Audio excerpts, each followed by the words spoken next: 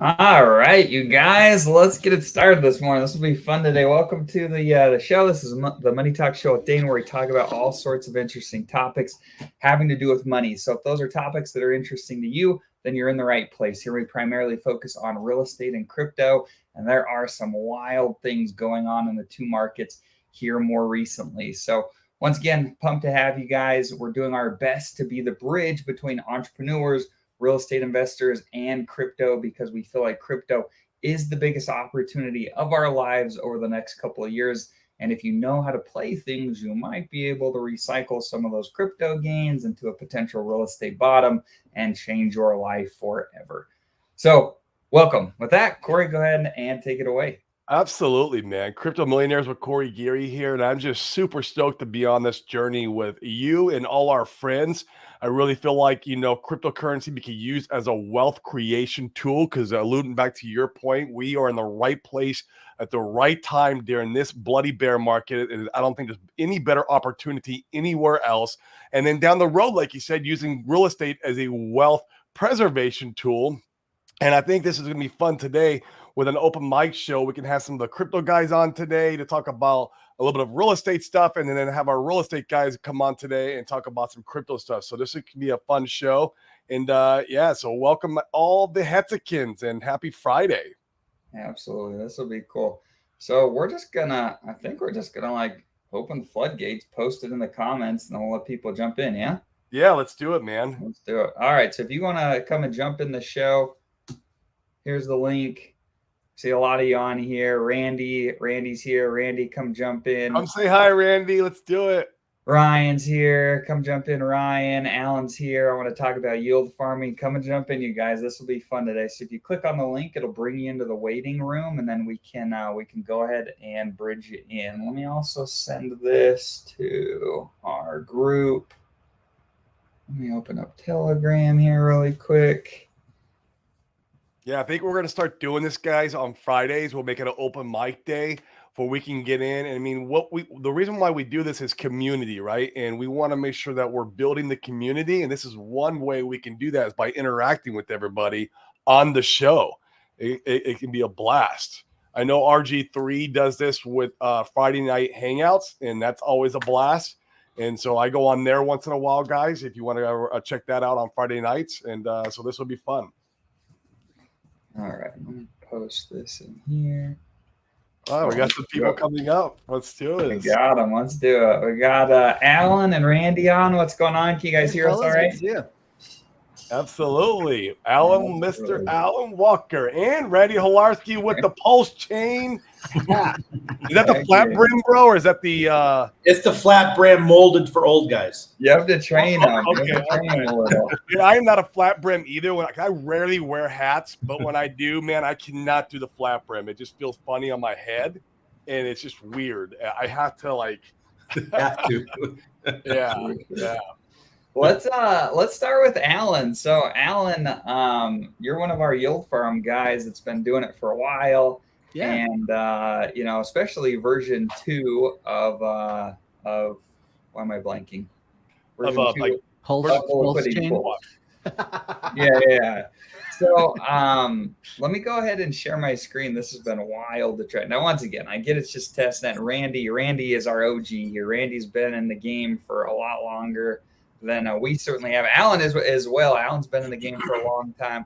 So I love both your guys' feedback on this. Let me pull up Pulsex here really quick. Yeah, I took your advice from Telegram, and I threw a bunch of test pulse and everything, and ink and everything. I went back today, and I did it probably last night at like 5 o'clock, and went back today. I was like, holy cow! I mean, I doubt the ink token's actually going to be worth $2,000, but hey, it looks really nice on the screen right now. It looks. People great, are right? printing unlimited dye right now. That's what's causing.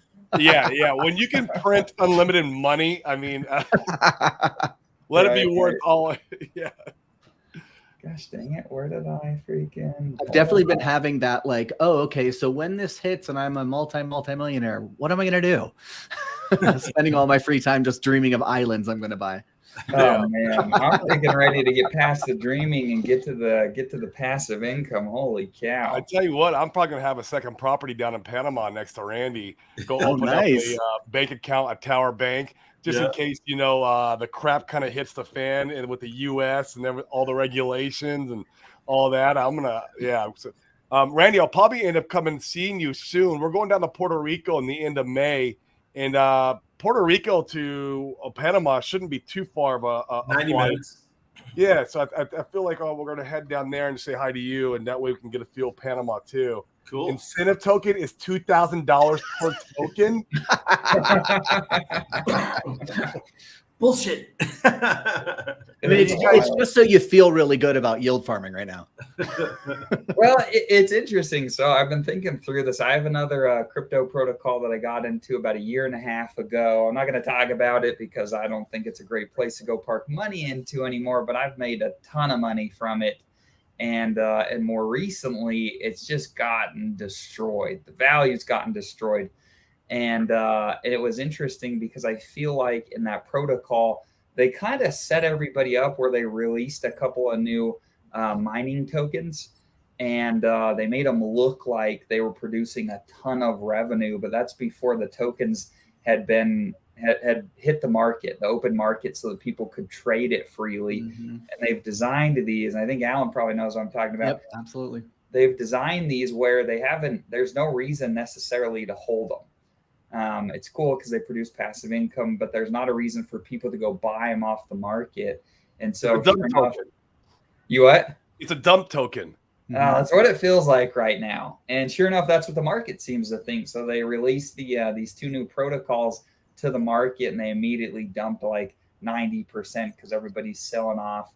And I am curious in your guys' opinions on some of this yield farming stuff. But once again, I get it's testnet and it's fun to come and look at these obscene numbers.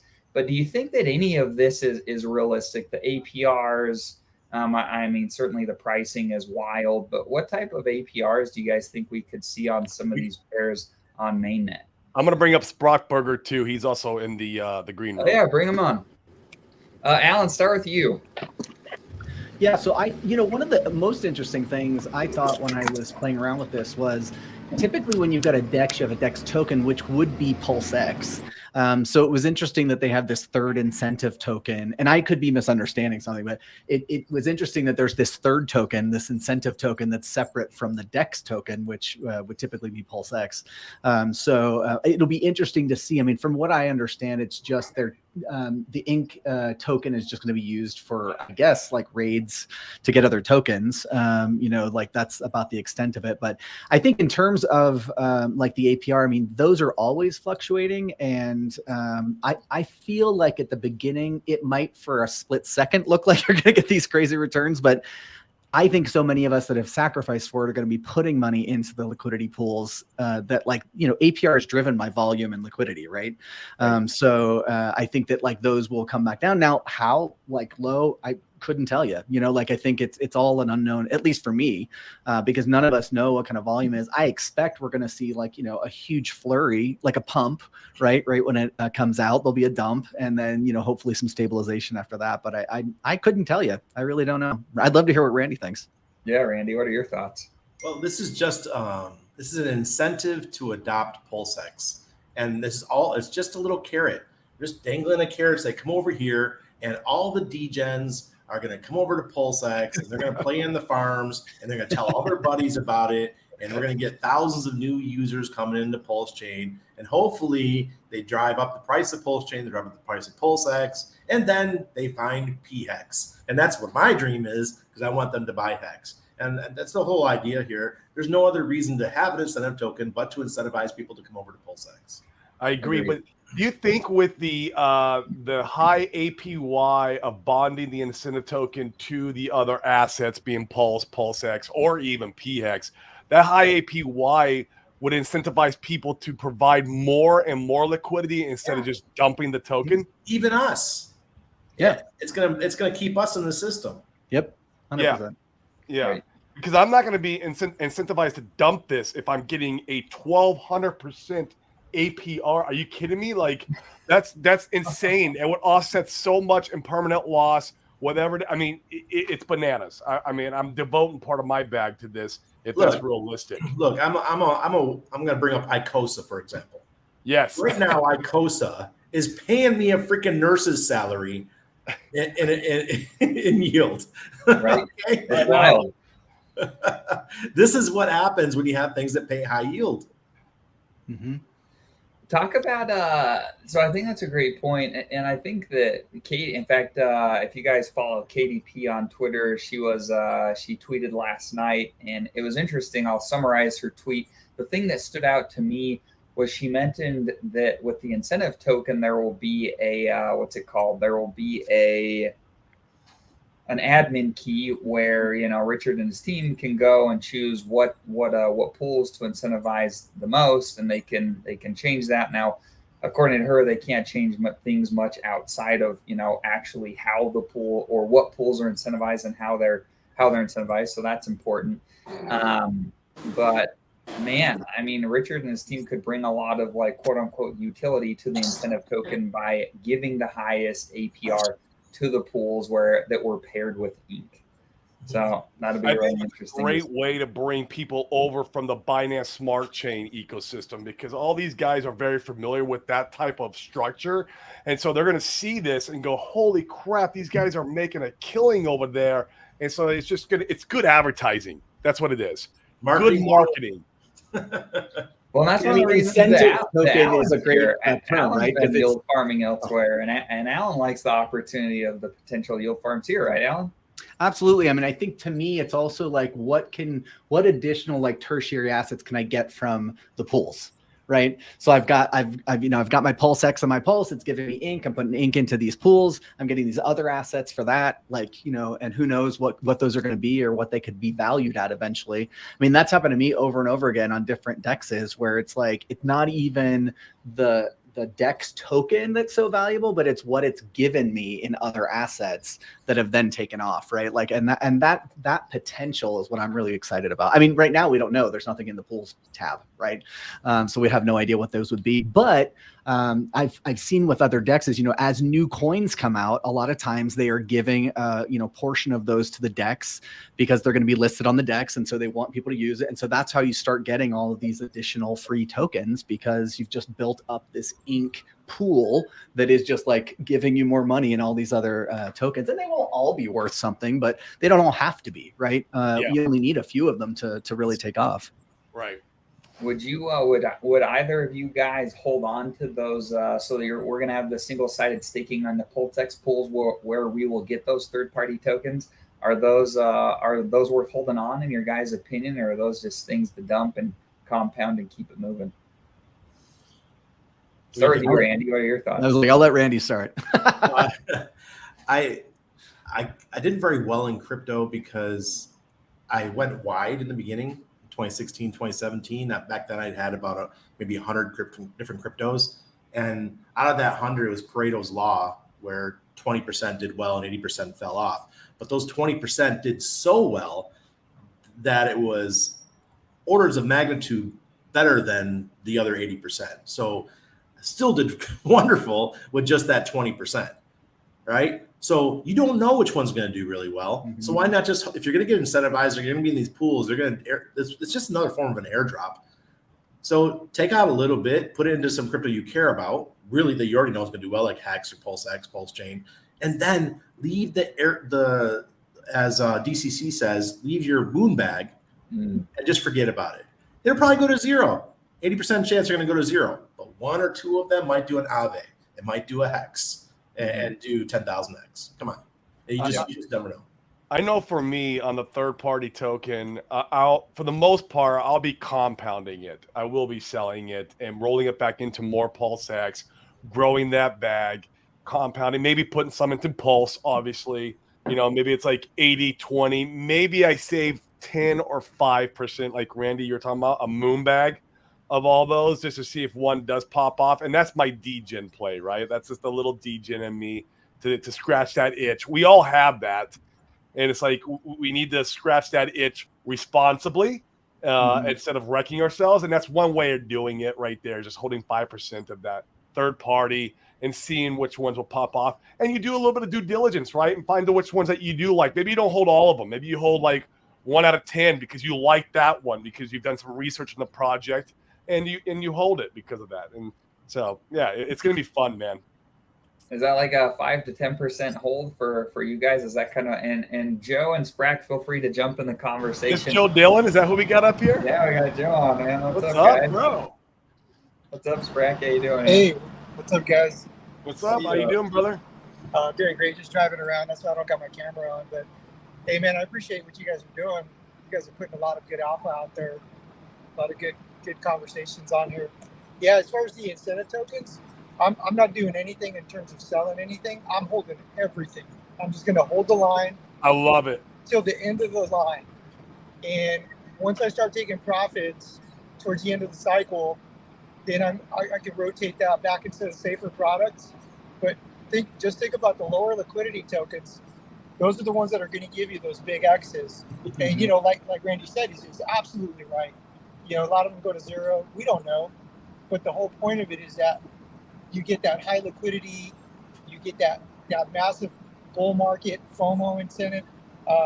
Yeah, just hold till the end of the line, in my opinion. You know, play the market cycle. Yeah, and hard Sloth is going to come into effect here.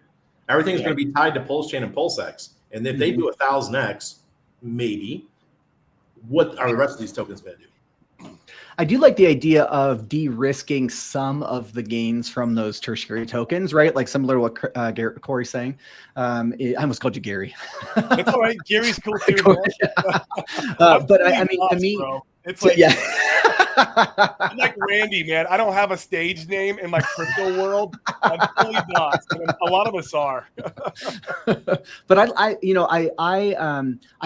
early on when I was investing in crypto as a very all or nothing approach to things, which completely burned me, right? Like I can only speak for myself. But what I have learned is like, okay, we'll take some gains and then hold some, right? Because that Project Dane that you were just talking about, that's exactly what I do. I take 90% of it, I just cash out, 10% I put in my bag, and I just do that and, you know, keep moving forward. And that's the thing. It's like with these coins that have possible huge upside, but no one knows, you don't have to hold all of them in order to get a huge return out of it, right? Like you can still cash out on some of the gains and then have that moon bag. And when it goes up, you know, that 2 and 10 that actually go up, like that's where you'll, you know, make it. But for me, it's like, I always get caught up in this, like, all or nothing, like I got to hold this forever or I'm not going to hold any, you know, and it's taken me, well, it's been a really painful experience to learn that that's not necessarily the best way for me to do it. So like too much cognitive burden when I'm trying to do it that way. So, but that's pretty much my approach. In fact, I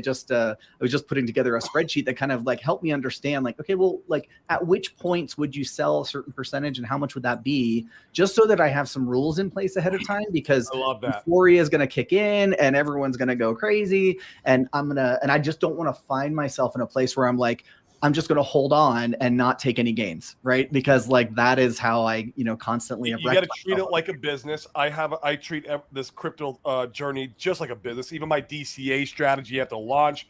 Randy talks about this all the time with his profit strategy, profit taking strategy. Randy, won't you share some of your, I know you talk about it all the time on your streams. What's your profit sharing taking strategy? Because I think it's really important. Yeah, every double, take out 20% of the USD value. Not 20% of the coins, 20% of the USD value, and put it into something else that is either new or something that is really stable. I wish I would have known this back in 2014, 2015 when I first got into crypto. I had millions of, about 2 million XRP back in the day. And I just sat on it, right? And I made my first 10X and I sold every single one. Because it went close to a penny and I sold every one. I didn't understand that I could just take out 20% every double. And what if I would have kept it? I would have had like 200, 300,000 XRP when it hit like $3. I would have been a much happier, richer guy back in 2016, 2017. Yeah. Or Aave, same thing. I did the ICO. I got my Aave at a penny each. Jeez. Oh, Geez. wow. Talk about that a little bit more. So are you doing that across the board on everything that you hold, or do you have like your core stuff and you're like, this stuff I hold till 2025? Talk a little bit more about that. It's just my core, my hex, my pulse chain, pulsex, those will not be sold. The only reason why I will leave my pulse chain is if that the ratios, like I keep saying, on the first couple of days, if the ratios get really out of whack, and my pulse chain is like a 30-to-1 ratio to P hex. That's the only reason why I would get rid of pulse chain, because I know I can always buy it back on a dip, Right? If a dip happens. If not, then pulse chain becomes like my Ethereum. It's just my gas in the future. But pulse hex is or P hex and hex, E hex are my babies, and those are the two that I pay attention to. That I will never do the sell on a double thing. That just pays me way too much yield. I like it. In fact, it's interesting to evaluate like where you are mentally throughout the cycles. And it's funny sitting there at the top of the last cycle and watching the market dip. And I'm like, okay, I'm getting prepared for the bottom of the market in a year to year and a half. I'm going to buy that up. It's going to be incredible. And it's fascinating getting there. And I'm like, this feels so wrong. This feels so wrong. As I'm like buying, I'm like, please God, don't let this go to zero. Buying the bottom takes a lot of balls, and it does feel wrong. I was buying hex at its bottom, and it felt really awkward. So I'm like, why am I buying this when it's probably going to go under a penny? Like, it just, I don't know what it was, man. It's just, it takes some guts, because you feel like it is going to go a penny or go to zero. It was tough, man. That's with all the assets. It's, And to Alan's point with the euphoria, selling near the top, that's gonna be the opposite. Right yeah. Feels just as bad in a sense. But this could go on forever. I don't want to sell anything. Yeah. Right. Go ahead, and all Randy. the what they're saying is going to the moon, and then Randy disappears in the bushes like Homer Simpson in that meme. When you see guys, Randy disappear, you know it's time to sell. Hey, you know what's going to be interesting is being able to do the loan stuff on liquid loans. Is you're talking about when would you sell? Maybe you don't have to. Maybe you just take a loan against it and use the yield on the other products to pay off the loan, and you just get your pulse. You'll never have to sell it. You just take the loans against it and use that into other products, and just keep paying the loan off with the yields. And you got a bunch of yield. Let's run with that idea. Yeah, I think that's a fascinating concept. And maybe you guys can help fill in a knowledge gap or an understanding that I don't have. So I think the idea in theory is cool. In fact, we do it in real estate all the time. Leverage is the way you win the game in real estate. Absolutely. But with crypto, I mean, I think you look at these first cycle assets, I feel pretty confident that, we'll see a 90% plus dip on Pulsechain and PulseX. And if you're taking leverage out against that, like a lot of these guys, even they're like, well, I'll just take 10%. That'll be enough to live on or do whatever I'm going to do for the next few years. And God forbid that thing does more than a 90% correction. And now you're liquidated and you should have freaking just sold all of it near the top and then bought back in the bottom. I'm having a hard time seeing the taking the loans thing really, really be super feasible.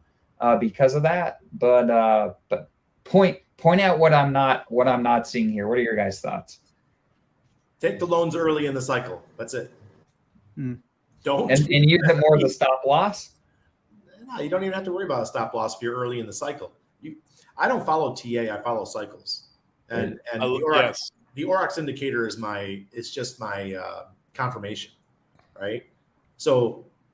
We know what point of the cycle we're in, we're at the grief cycle or right at the end there, as Corey made a great short the other day, or his team made a great short the other day that showed us. Hey, that's all Corey. Credit where credit's due. He's a monster. He's everywhere. He's pulling back the curtain. Hey, I'm not a hater. I was the team for many years for people. So that. As the price goes up, then you could sell or you could pay those debts off before the peak of the bear or peak of the bull, and you'll be free and clear. And you won't have to worry about that 90% dip. Very rarely during a bull cycle do you have a 90% dip. Very, very rarely, and it's usually because of a rug pull or something. Yeah, I don't think we see the big corrections like you're thinking, Dane, while we're pumping after the Bitcoin halving. When all the liquidity is flooding into the marketplace, I don't think we're going to see those 95% corrections. And I think Randy's onto something there. If you've taken the loans out in the beginning of the upcycle and then you stop at some point, you're eliminating your downside risk there. I think there's something to be said there. I don't know. We'll have to map it out and see exactly what would be a good time to stop taking the loan. I don't believe it's do the honest strategy forever and it's going to work out for you. It's just yeah. The guys from Liquid Loans said that they're not going to allow the protocol functions until the market stabilizes a bit, because they know people could take those loans and during a launch, there's a lot of volatility and people could get wrecked. Right. You'd lose all your pulse at that point, and that sucks. So yeah, they're going to wait for the market to kind of stabilize a bit per their roadmap, and I think that's a safe play. And I think beyond that, you could probably start doing the loans. Go research some of those strategies. The haunted strategy. There's I think Hodpearl has some, and she does. Just take a look at that. Have a plan. Have something that you're comfortable with, that you fully understand, and then start implementing it little by little. Not a lot, not a big percentage of your bag, but just to test it out. Take advantage of the tools. There's a lot of good tools being built, a lot of good hexagons building stuff. I'm super excited about that project, the loan token project. I think they're going to kill it. Another point. If you look at Liquidity, which is the protocol that they forked, Liquidity had the only stable coin that pegged to the upside. It depegged to the upside. It basically traded at a premium against USDC during all the liquidation events that happened when the banks were going under, and the Circle banks were going under.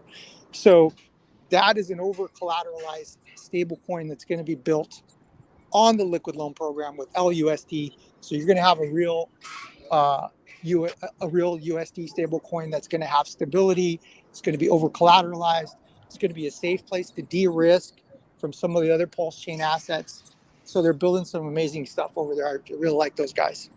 Yeah, I think that's a great point. If you guys, there was a core update from the Power City team on their Liquidity fork and their protocol last night. I watched the it was a shorter video, it's like 30 minutes long. Those guys are cranking. There is nobody, maybe them in the fiat team. There's nobody building at the level that those guys are, and it's nice to see. It's nice to see people actually producing instead of working in the shadows. I won't name any specific protocols, but there are many protocols that had a sacrifice, and we haven't heard a peep. I know, for like a year and a half. And it's just like, okay, you need to start marketing or doing something because we're getting ready to launch soon. And yeah, you see Power City out on the forefront, not only building, but marketing. Yes. Yep. And it's cool with their video last night with their core stuff. You're going to be able to go. So if you sacrifice for Power City, you're going to be able to go stoke. You're going to go be able to stake the token and earn fees from everything that they're building, and they're building like crazy. So the more I see them build, the more interested that I am there. Full disclosure, I sacrificed for them. I think it'll be interesting to see what they've got in store, and it'll be cool. What's up, Josh? How we doing, guys? Doing great, man. How about you? What's going on? Good. Sorry, my wife took a last-minute trip to Arizona, and so I've got the kiddos. I just got one until preschool, but I saw you guys stream, and I saw Alan Walker and Hilarski on here. I was like, dude, I got to jump on. So, anyways. Absolutely. So Josh is Yeah, one of my really good real estate friends. I met through real estate. Josh has lent me tons of money to do a lot of real estate projects, and Josh is deep into crypto with the rest of us. So it's fun. Josh, can you lend me tons of money for crypto? I was gonna say, and Dane's paid most of it back. Not all of it. Not yet. Hey, he got me the last one when he got rid of his last deal. It was all good, man. It was all good. But I I don't know if you guys have talked about this, but one thing I keep looking at, and I know Randy's liking the Icosa thing. I'm in his Patreon and stuff. Do you guys see any weakness? Dane, you and I talked about this the other day, but do you see any weakness with Icosa and Hedron if it doesn't do what it's supposed to do? Or we're all pretty stoked about the returns right now. I'd just be interested if anyone has, not FUD, but just like, well, if this or this happened, it could change quite a bit, etc. Well, it's an experimental project. That's the one thing. It's just something new that Alex created that was supposed to benefit the Hex ecosystem. It's very experimental. Right now, we're in its highest inflation stage, which is great because we're participating in that. So time will only tell if it will actually work out or not. I saw a post last night from Dev Hui, who was talking about there's only 10,000 T-shares in the system right now, and it's dwindling as we're moving along, and that's because people can't sell HSI stakes anymore for Icosa because it's not pegged to the Hex anymore. It needs to recover its peg for the protocol really to have a future, in my opinion. I think it will. We're just still in the very high inflation stage right now, so we need to watch it very closely. It was created also to help Hedron and to pump Hedron to really kickstart the auctions and to get Hedron burnt, because there was Hedron was also in its highest inflation period because of all the 10x multipliers that was given out to all the Hexicans. Randy knows about those. He's living off of some of his Hedron, or he's using it to trade. Randy's the one that won't let Icosa go over 80 cents. No. Yes. Well, Josh, in my opinion, it's a very experimental time. So this is one of those things, man. We just got to sit back and watch and see. But I tell you what, if it's a success, everybody who is in on that project early, Randy, me, you, Dan, if we're in early, we're going to do extremely well because we were in the initial inflation stage on the project if it's successful. I think it is going to be successful. You got like Alex, he's not going to let. What needs to happen for it to be successful? Let's talk about that. What's that turning point, Corey? The machine needs to work properly. The machine. What he created, selling HSI stakes to the Icosa contract, getting paid Icosa, and then rinsing and repeating the whole machine. The borrowing of Hedron. That Hedron was created really in the beginning to be a leverage protocol against Hex stakes. That's what Hedron's initial use case was, and now the second use case is to bid into the auctions. And so the whole machine needs to work correct for the thing to have long-term growth. And we're not also seeing what Alex could create to attach to machine. He might be creating something different. Building more, right? Yeah, I thought he was. I thought he had mentioned that. We don't know what Alex has got up his sleeve now. He's hinting. He's hinting, and I believe there's something that could come out. Alex, remember, this is his baby now. This is kind of how RH is with Hex and Pulsechain. This little tiny ecosystem that Alex has created, it's his baby. He's not going to just let it die out. You know what I mean? I do believe he's got a future for it, and there's going to be some more stuff integrated into the system. So remember, the pioneers are the ones who are going to get the most benefit when it takes off. And we are those pioneers participating in the ecosystem. And so I think it's really early. It's still really early with Hedron, especially with the HSI auctions. Not to give away too much good information, but I've been getting a 50% off some of the T-shares. Just from going out there and bidding. I don't tell anybody, right? So I'm out there doing the calculations. I'm like, is this right? I'm getting like 10 T-shares for like what the yes. Yeah. So I got, hats off to those guys. They built fantastic products. And then you got guys like Sloth, who was building tools to let you analyze those things a little bit better. I forgot who the stream was, but I think Ivan on Tech was saying, like they're building Morales money. They're building all these tools to analyze protocols and how good is a deal and this and that. And so a lot of us here that are early, you know, just like in any industry, you didn't have the tools you had back then. So, you know, they're going to build better and better and better tools. So that edge that we have right now, that alpha, it's going to diminish. And so take advantage of it now while you have the tools that you've been looking under the rocks that other people haven't been looking under. And pretty soon there'll be no more rocks. You'll just have to, you know, fight for some of this stuff, and you won't get those kind of deals, those kind of bargains in the future. Absolutely. Yep. Once adoption happens and it really takes off, for example, the Icosahedron ecosystem, once it really takes place and it solidifies itself, well, all that inflation is going to be calmed down. Your opportunity to make the mad yields that Randy's chasing right now is going to be gone. Like a mad dog. Yeah. Well, so here's some data that I've been poking around into, and if you can refute any of this, feel free to do so. Oh, we love data, Dana. I know you love data. Yeah, I want data points because I want to make data. And before you do that, guys, smash the likes and hit the subscribe, hit the bell notification if you like this content. Help our algorithm push up in the YouTube, so that we're going to keep doing this. And yeah, go ahead, Dane. Yeah, so it looks like we have, you know, another, 4 or 5-ish months. I think it's into August for the seeded liquidity to continue to pump out for yield. And so we've got at least that long for the yield to be pretty decent. In April, there's a humongous day of yield coming where there's going to be a bunch of T-shares that go on market. So that'll be a really nice day. Those T-shares look like they're like almost 100% from one wallet. They bought a ton up, they sold them all, they recycled them all. So that's an interesting day to look to. In order, back to what Corey was saying, in order to have the system work, you have to have higher Icosa price, and you have to have higher, well, you don't need higher Hedron price right now, in my opinion.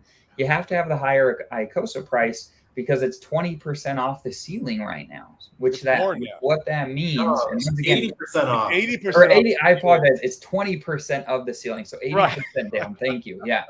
And so what that means, and correct me if I'm wrong here, because if I'm wrong, I'd love to know it. So what that means is if you create an HSI stake and you sell it to the Icosa contract, you're only getting 20% of the value in Icosa terms. And so there's no incentive to go and do that unless, and here's one scenario I've been thinking about. I don't think this is really likely, but I think it's interesting to talk about. So if you're someone that believes in the system, you have a reasonable bag, and you're enjoying the T-shares at a discount that you've been able to pick up, like Sprack has been saying, then you theoretically, maybe you make a bet and you say, hey, I'll buy the Icosa price up. You know, you don't have to get it clear to ceiling, but potentially you could stimulate the system by saying, hey, I'll buy this Icosa price up to a certain, you know, evaluation. Ideally, you create maybe a little bit of a buying frenzy to buy the price up. We get closer to the ceiling price. I don't think it has to be perfect, but if you could get 80% of the value for your stake, maybe something like that, then you could start the game again and get back to buying your T-shares cheaper. Love to get your guys' thoughts on that idea. It's like shocking the system. Let's go. Let's get it going again. Yeah. Right. Yeah, it'll be interesting to see. I'm holding mine. I'm with Randy. The yield has been so good. I mean, it's the best yield I'm getting in my portfolio by a mile across all assets. So I'm holding it and hanging out. So that's been good. Yep. I lost my ass on what was the derivative for Hedron? Poly. Poly. Yeah. So my mom had a huge hex stake come out in October, and we went almost all into Poly, and it just, tanked, right? Yeah. And I felt so bad. And then I took the money that we had left in Poly for her, and I put it in Icosa, and it's paying it right back. We're earning it right back. I love crypto, man. You can make 20 mistakes and it only takes one really good win, and you're right back in the game. That's the truth. So I've had this idea that I've been bouncing around for months. I'd love your guys' thoughts on. So it's really fascinating to just take account of the different pools and assets that we're in that are spitting off that are spitting off yield. And I've got a few different, we're all in similar asset classes. I'm sure some of our portfolios are a little different. So this is essentially how these break down. Feel free to like stop or add or take away to this. So we have assets like Hex with built-in inflation that throw off yield every single day from built-in inflation into the system. And it's cool because the T-share only gets theoretically more expensive. So it pays out more and more and more over time, which is cool. I like that. We have other systems where you have like the What's-a pool, which is really cool. It's an NFT pool where if you got in early in the first 14 days after Icosa launched, the pool there, your position in the pool only grows larger and larger and larger as people opt out of it. I really, really like that. And then we have others like Hedron and Icosa that I like a lot. The only way to maintain your position in that pool, though, is to continue buying and buying and buying and buying. And the other protocol that will not be named that I mentioned earlier in the system, like Alan's a part of that we got in early, that one, same type of thing. The only way to like get ahead in that respect is to like continue to buy and buy and buy and buy. And so I've been thinking through and saying, hey, like what protocols, what positions and pools do I want to be in? And I'm really liking the ones where my position in the pool is not diminishing or it's getting better by me just hanging out. So you're missing one though, Dane. There's one that you got to touch on. Throw away. What am I missing? It's the crypto dividend type pool that you're in. And that would be like the famous protocol, yes, the fiat protocol, Tetra protocol, where the yield you're earning is almost like it's like a business on the blockchain where there's no CEO, and all the profit that gets created or generated from that business is distributed down to the stakers. I love that model. Love it. And the cool thing with those protocols is those kind of mimic, like I'm saying, that fits in the bubble of protocols where you're not losing position in the pool, if you will, because there's a fixed supply. You can grow it, you can continue to compound. And I find that I'm really liking those type of protocols where I'm not losing position in the pool and feeling like I always need to be buying more and more and more and more. However, you don't necessarily want to get left behind on stuff either, because the passive income's great, but gosh, like I'd rather hold an asset that does 1,000x compared to one that does a 50 and shot off a little bit of yield. You know what I mean? Mm-hmm. So love to get your guys' thoughts, especially, you guys that have been around a little bit longer. It'd be interesting to see what you think about that. Go ahead, Alan. Good turn. So I think that, I think there's a place for both. And I think it's figuring out like what's the right balance for what your long-term goals are. Because going back to what we were talking about before with like Pareto's law and 20% with what actually takes off, like you still don't always know which one of those is going to happen. So I think having something that is doing some yield just to balance out, you've got these upside plays that, if one or two takes off, then, it changes the game. But I think it's also important to have those yielding assets that maybe you're not going to see as big of an uptick in the overall value, but you're at least getting some kind of steady income. Because to me, it's like a barbell, right? Like you want to have some of it that's sitting on the side of like yield and maybe it's not as much upside, but it's more stable and like you're going to continue to get that. And then you've got your other side of the barbell where like that has the potential of just flying up. I think it's about finding that right balance because like time and randomness are always going to happen, right? Like we don't know what's coming down the pipe. And so something might look really great and then something changes in the world and all of a sudden that no longer plays. So I think you have to play a bit of a balanced game around that. I mean, I tend to gravitate more towards the yield farming and the like passive income approach. But I definitely have plenty of plays that are sitting on that other side of the barbell that like could just shoot up and change everything. But I think everyone's percentage of what that looks like is going to be different, right? Like Dane's, yours is probably going to be much more on the upside. Maybe it's like 80% there and 20% yield. And I'm probably closer to like a 50-50, right? So I think it just depends on what you're after in the long run. But just like nobody knows the future. And so making sure you've got all your options open, that's I think what's most important there. Well, guys, let me wrap mine up here. I got to go. I have another meeting. No worries. If I'm earning while I'm sleeping, I don't care what it is. I really don't care. I don't care what the system is. I don't care if it's inflation based. I don't care if it's ownership based. Just pay me when I'm sleeping. And ever since Robert Kiyosaki ingrained that in me really young, and I'm there, man. I'm loving it. What are your top money three? when we're sleeping? Yeah, what are your top 3 or 5 for that, Randy? Like that you're currently in that you just love? Hex, Icosa. I don't include Hedron too much because Hedron, I'm just a whore with Hedron, man. I'm constantly selling my Hedron's my gambling money, man. I do whatever I want with my Hedron. But as of right now, those are the 2 big ones. And I will have a big bet, I should say, on Maxi, because Maxi is going to be it's one of those coins that no one's paying attention to, but it does have a 7x Hedron multiplier connected to the end of it at the end of the stake.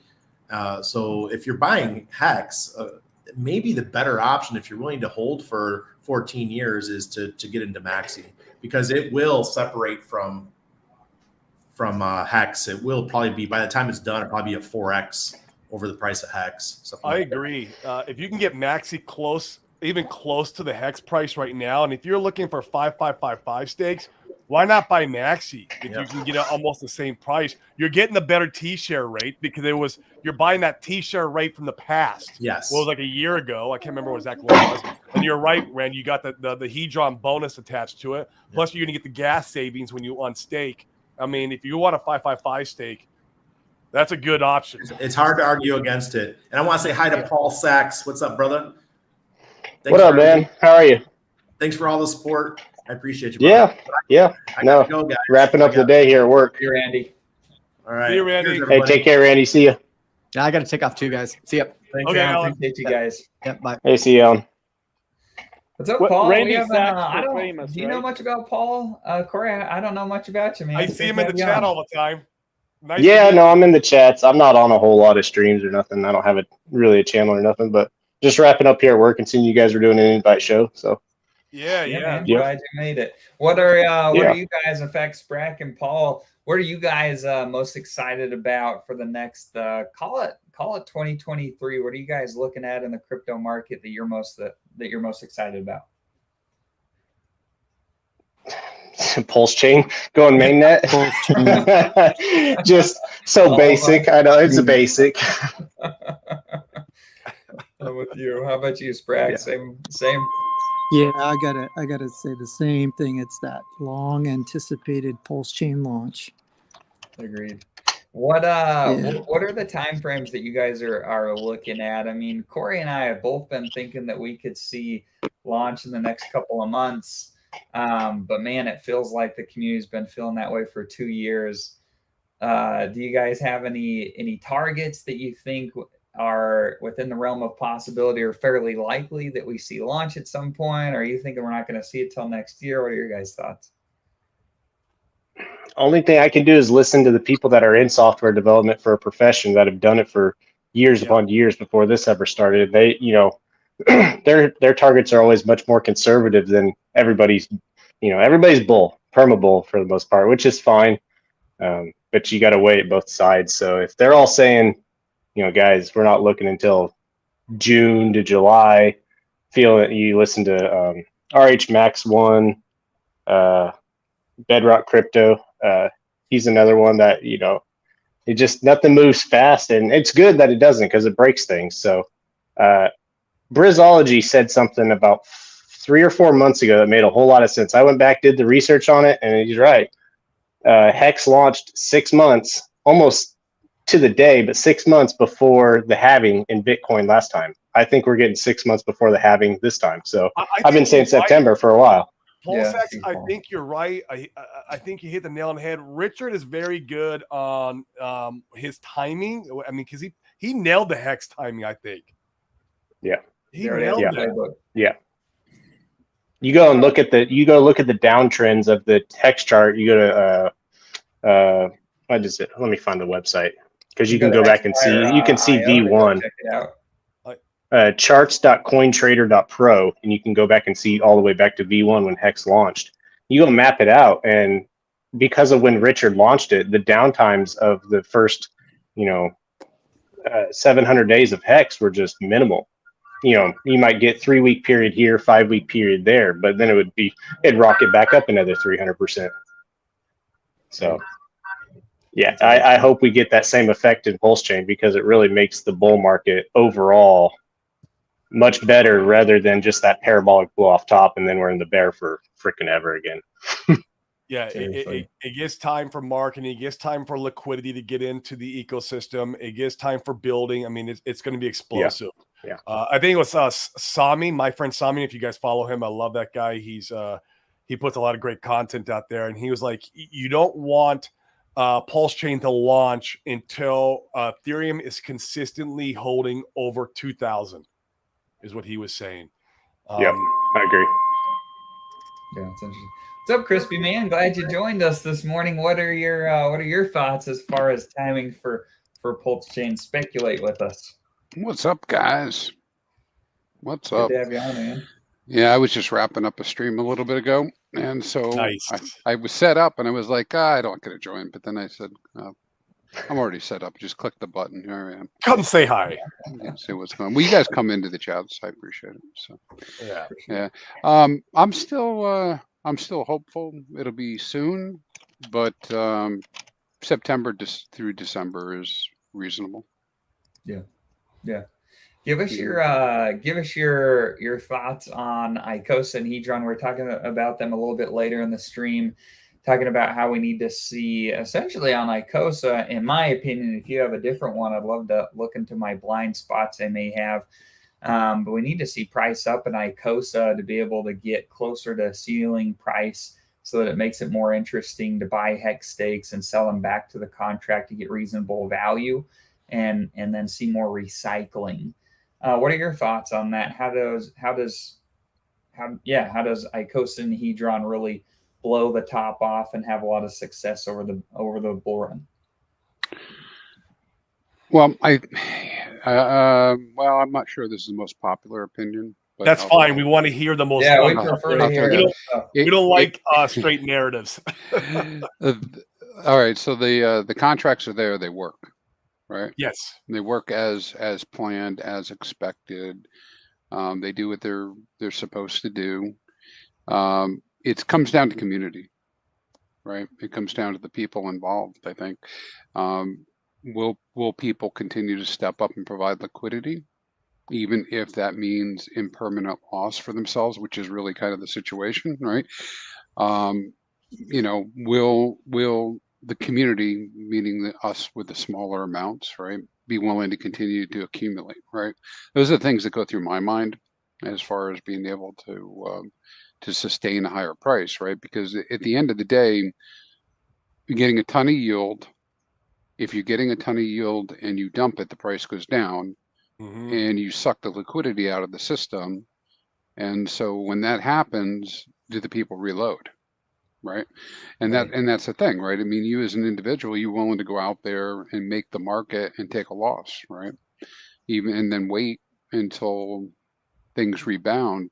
And it's a big balancing act, I think, It is, especially I think part of the balancing act is the inflation that you inject, right, of the protocol. And I'm gonna say an unpopular opinion. I felt like maybe the native hex stakes shouldn't have been given the 10x multiplier.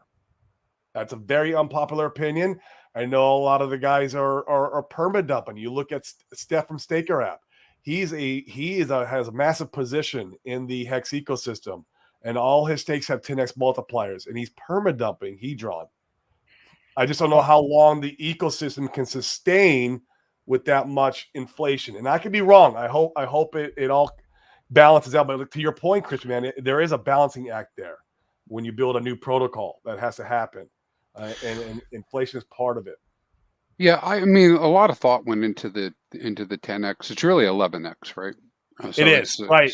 You're right. But the 10x bonus, right? A lot of thought went into that, and Alex had designed it specifically that way. I think perhaps couldn't he just done any new HSI stakes made from that point on have a 10x multiplier? He could have done a lot of things, but he didn't, and so it's kind of set up the way it is. I'm not hating on it either, because I got a bunch of the 10Xs, Right. you know. Now Sloth, who's also in the chat here, right? He's out there right now watching. He's Crypto Sloth has put together a pretty good chart showing the minting and how it goes away. The 10X won't be around forever, and quite a few of the 10Xers don't even mint, which I think is a mistake on their part for them, because the future holds something different. But I think it's the difference between short time frame, which is this next expected bull top, medium, which is the next, and long, which is the one after. So I think we're looking 25, 29, 32. Now, for 32, it's golden, man. Most of the 10Xs are gone. They're out. The only people who will have the strong foothold in the system will be the ones who continue to participate, right? Because you can't mint more Hedron unless you stake, right? Sure, you can recycle other people's stuff, but more Hedron can't come into existence until you do that. And you can't get Icosa unless you have Icosa and you stake it, or you stake your Hedron, right? So there's very strong fundamentals that way. But it may be that we're unhappy that prices aren't $1 per Icosa, and we're not at the at the selling price. But we always knew it'd be likely that it would be at a discount, right? And so I think this is one of these slow movers. It's going to take some time.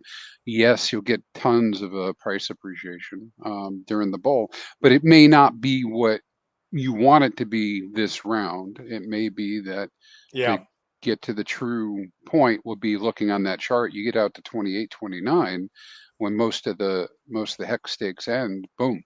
Now I think I was looking at this the other night. The people, because we've got I forget the number. I got to go look it up. But I think it's like a trillion Hedron from 10. It's half a trillion Hedron from 10X bonus wallets has not minted, and they've ended. And so that means they knew about it, but they still chose not to. And sometimes it's because the smaller amount. But I'll go back to this, is I may not want to pay the money. I had to make this decision this week. I had to pay $5 to get $4 worth of Hedron. Right. Right. And so the classical thought is, well, wait, I could just buy it on market. But am I really just going to go buy it on market? No, I wasn't going to go buy it on market anyways, because even if I went to buy it on market, now I'm going to pay for swapping fees, and I'm going to do all this other type of junk. So why not just mint it? So I minted it. Why? Because it doesn't come from anywhere else but me minting it. It can't come into existence. I'm up against it like everybody else. I don't get 200 billion a month, right? And the Hedron. So in order to increase my position, I did that. So I do think that in some cases people probably going to wish they minted, particularly 6 years from now. But hey guys, man, you guys think in 30 years. Everybody else isn't thinking 30 years. In crypto, they're thinking 3 months, right? And so, and I say 30 years because a 30-year mortgage, right? Right. And so, I mean, I think that it's just we're early in the game. Early in the game. I think that's a great point. Yeah, and it could take some time. We only want to hear about 10,000 X's though, Crispy Man, and and math. Yeah, I've got my Icosa bag. I was looking at it. I'd like 100X on that. Sure. I mean, why not? And it's cool with all the yield. I mean, I was doing the math the other day. If you're getting, the yield like we have this first year, if you only get a 20X in appreciation or so, you get 100X on your initial, including the yield or so. I think it's kind of how the math works out. It might be a little bit off there, but it's pretty substantial. You don't need that many X's on the price of Icosa when you factor in the yield to be able to get a really nice return on your initial capital in. Yeah. Well, I saw this guy Hex Kong. I don't know if you saw a video with him on it yesterday. I did. It was great. Yeah. And so I was thinking about contacting him and not to pick apart the stuff, but I want to understand more about what he's thinking, because a lot of this and a lot of what he was talking about really depends again on the community. Yeah. You know, and of course we already have a ton of people supporting the community and doing the things. You know, when I say community, I mean the Hedron Icosa centric community there. So yeah, I mean, so people are stepping up, and it's, you know, it's going to take some time for the market to develop. I mean, you know, there was a watershed event, right? 2 watershed events. 1, the OA came in and provided liquidity. 2, the OA came out, you know, and removed liquidity. And now it's time for the system to balance itself on its own merits, right? Right. No, I like it. It'll be interesting to see. Yeah, if you like Crypto Kong stuff, he's going to be on the show next week, so feel free to tune into that. In fact, it'd be fun if you want to come and join it. That'd be a cool one. We'd love to have you along on in person as well. It'd be fun to kind of talk through. There was a massive Twitter thread last night where Crypto Kong and Sloth was on there, and Cryptographics were going through the math of Crypto Kong's spreadsheets, and there was some disagreement on some of that math and whatnot. Yeah. Well, listen, I like moon math. Yeah, you know, so I like all this, but I think you know, we can't. The price doesn't hold itself up. That's just the bottom line, right? So unless a large amount of people get in the same thinking, and they have to some extent, right? Because you look at the percentage, I don't know the percentages offhand, but you look at the percentages of Icosa that are staked, it's pretty huge, right? Not a whole lot of it sloshing around as liquid. Yeah, Right. I know that. I agree with that. Right. And so, you know, if a large percentage of the people calm down and don't look for the quick buck and think a little bit longer, they can build the market, and the little guys will get in and buy and get their yield and be part of this robust, thriving, you know, community. Yeah, it'll be interesting. The show's been going great. Let's end off with unless you guys have something real pressing, let's end off with some PulseX alpha. So man, back to if Crypto Elite, if you didn't see the earlier part in the show, I've been reassessing a lot of the yield projects and protocols that I'm in, and determining what I feel the best about long term, and what will also produce some of the best yield. And gosh, the more I think about PulseX, I find it just mouth-watering, the idea that we don't get yield in PulseX, the fact that it's deflationary. And I don't know if you guys saw Matty Allen, I saw a clip from a stream, I believe it was last night that he was on. They were debating Pulsechain versus PulseX, and everybody was saying how Pulsechain was going to go to the moon and PulseX would be lagging. And I thought he made an excellent point. He said that, and I think this was probably just for stream's sake to have something to talk about, but he talked about the marketing behind PulseX, how there's just more to talk about there with the buy and burn and the fact that it's deflationary and the single-sided staking. There's a lot more, in his opinion, that he talked about. There's a lot more to talk about there compared to potentially Pulsechain. And I thought that was interesting. I hadn't considered that before, and I would agree with that. I think it's an interesting point. Yeah, and I'm going to throw this in there. There's never been a time when a layer 1 and a DEX launched at the same time, and there have been no DEX with the tokenomics that PulseX has built in. Where, like, you look at the Uniswap token, that was a duct tape token that came out much later, right? And it was a big old airdrop and da-da-da, and it was, nothing like what PulseX is. So I just don't think we've seen this scenario play out before. Agreed. Yeah, 100%. I don't think anybody knows exactly what's going to happen. But the old meme where the guy, I think it's a guy, but the character has a stick and he's poking at Bitcoin. Right? Oh yeah, and they're saying, do you got to move or do something, right? Well, green candles to his head. I mean, you look at Pulse versus PulseX. It's sort of like that in a way. I use that just to be funny, right? But with Pulse, what am I going to do with it? I'm going to get it. I'm going to hold it. I'm going to swap it, or I'm going to validate with it. What else am I doing with it? Which with a node, we're going to be node validators, but that does take a level of education and involvement in the ecosystem. And most of your retail is not going to be a node validator, right? But most of your retail can stake PulseX, single site stake PulseX, right? And so what it comes down to, like quite often, right? I mean, one of the reasons people get in crypto in the first place is to make mad gains, right? Going to get rich, right? But we already know that. That's why people get in. We all, whether you admit it or not. I mean, that's. I thought it was for the tech, Chris. It's we're here for the tech. It's for the swag, right? So I do like the swag. so you're in it for the tech, right? But you come into it for that reason, right? Well, who comes along with that? Those are speculators, right? So Pulse is going to have a ton of speculators for sure, right? Just in general, new layer one speculation. Now, PulseX, what's more attractive to a speculator than something that just sits? Something with action, right? Yes. You want the action, right? PulseX is going to have the action. And so I don't know if you're going to see PulseX be more valuable than Pulse or not, but I know that I expect the volatility to be much greater on Pulse. That's what I think, but I guess we'll see. But things that are built into it that are useful, right? And this is what Maddie was going after is, get paid in PulseX. You just mentioned this, right? You don't get paid in PulseX. So if you're getting paid in something else, that's what dumps first, right? Before people dump the PulseX. And that something else is always changing. You know what I mean? That third-party token is always a different new one, which is also very bullish.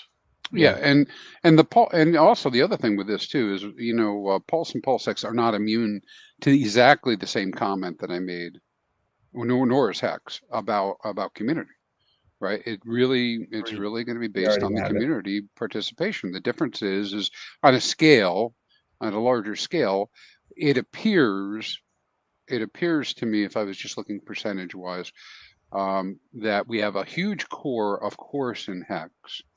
But there's probably more critical mass in PulseX and Pulse, probably. And of course, Hedron Icosahedron is a subset, mostly of the Hex, right? Yep. And so in terms of where are people going to be looking to take action, I think you're going to see lots and lots of action on PulseX because all the shiny things, that's where you got to go to get your trades in and take position. You're going to have people speculating on Pulse pretty heavily. The really smart ones will go into Hex, Icosa, and Hedron, but that may not happen right away. Yeah, that's a great point. And I like this comment. Crypto Elite says you get yield forever, and if adoption keeps coming, it can never hit new lows. The supply gets burned forever. I'm really interested, like Crispy Man said, the volatility on this. I'm really interested to see what the next bear market looks like for PulseX. Everything dips, everything does. There's no such thing as a forever up token unless you're the Fed and you print money. Your value doesn't go up forever, but you can print paper forever. I'm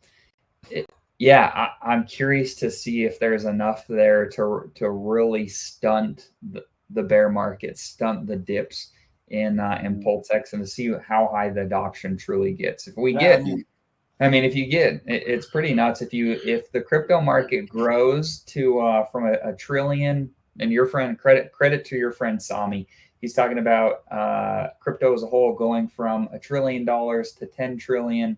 If something like that happens, or even half of it, even if you get to 5 trillion, your Uniswap volume grows by a large margin. And so even if we could get to the Uniswap volume that there is today and be second, there's a massive amount of buy and burn potential. Sure. I haven't gone to look at the chart to see what actually happened, like BNB and other tokens like that would be considered to be exchange tokens. I think that 80 to 90% dips are always in the game. Yeah. It's just how high, I say dips, right? A pretty big dip. But I think they're always in the game, and it's really going to depend on how high they get as to where you measure. So it may be, kind of like what you're saying, maybe it's blunted by the buy and burn. Maybe that's a possibility. Maybe that's what's happened with some others. I don't know. We'll see. Every market cycle, you have people who are going to sell because, they're going through pain or something's going on with the economy. We see it even in real estate. I'm anticipating real estate to do a 40% correction in this cycle, if not more, just because we just went through such an inflation bubble in the real estate space. It's just going to have, if any asset class you have that. And so in crypto, we're just used to the 90% dip. So I feel like it's going to happen. What would help a lot, though, Crispy Man, to help gather all this data for us as we're trucking along? Are you going to be creating how a hex fire is for hex? Are you going to have like a pulse X fire and a pulse chain fire for all this data and alpha that you're already sharing for hex? Are you going to have something like that in the future? Yeah, I have a lot of different irons in the fire on that. So yeah, okay. I'll definitely apply some of the same things to the pulse chain for sure. Super bullish. Yeah, Super bullish, man. Yeah, I'm more. I'm not bleeding edge. I'm kind of like one step behind that when it comes to some of the stuff that's there. On the site, we've begun to dig into more of the analytics side of things now. So I feel like I've gotten basic presentation to the general public done, of data, and they've kind of fine-tuned that. There's probably some things to be added and whatnot. And now beginning to delve much deeper into things like, seeing what the flows are, between different exchanges, different wallets, that type of thing. Yeah. And being able to put that data up. Yeah, I don't think you're behind. I think you're cutting edge, bro. Well, I feel, yeah, okay. Let me restate that. I think I'm cutting edge in general, but what I mean is, like, I haven't taken the steps. I could do it right now. I haven't taken the steps to go connect up the testnet, retool everything, and part of that is because when I make the shift in the model, I don't want to redo it. I'm working by myself at the moment, so I don't want to spend 60, 80 hours building something to find out it's all different. But also keep in mind, guys, right? There's lots of people building, so there is. There's a lot of more in tune, I think, and just thinking about the ones off the top of my head, right? Where we'll have lots of access to lots of data, and we'll just work it out over time. Yeah, that's a great point. And one thing I want to highlight too before we jump off, I like Crispy Man who talked about there being a lot of action with PulseX, and I find that psychologically it's a lot easier for me to feel like I want to hold something longer term if it's doing something, if it's generating passive income, or there's like things to look at or to watch. Yeah. And I think that's one of the big values that you bring to the ecosystem is you create that component with Hex currently right now, like something to do, charts to go look at, numbers to crunch, data to sort through. I really like that. Have you guys been, thank you. Have you guys been in long enough now that have one or more friends or people that that have gotten totally wrecked? I mean, have you been able to observe that already? For sure, getting wrecked. I mean, I got wrecked when I first got into the cryptocurrency ecosystem. It's kind of rite of passage, right? Yeah. I mean, to that. So I think that's another very. Most people don't like how this sounds, and might even turn off the video by saying it.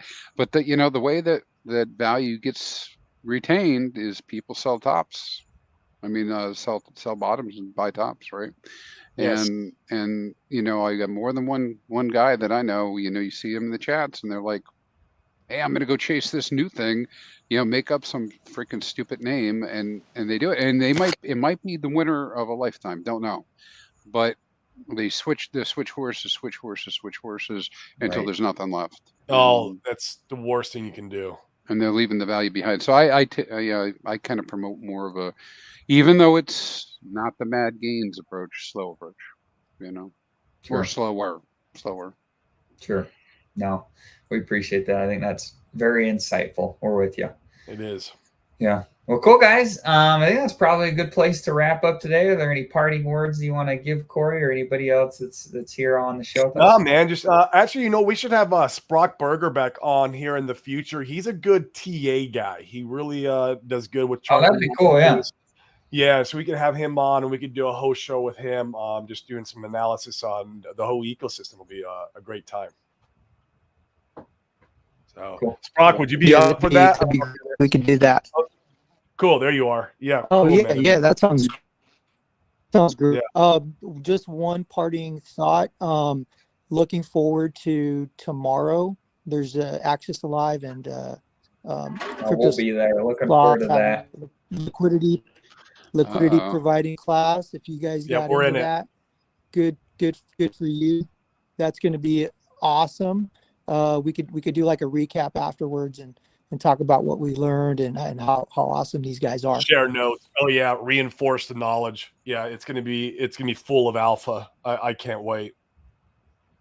Yeah, it'll be fun. Cool, guys. Well, sounds good. Appreciate everybody being on the stream today. And with that, we'll catch you guys next week. See you guys. See ya. Yeah, thanks for the invite. See you later. Absolutely. Thanks, guys.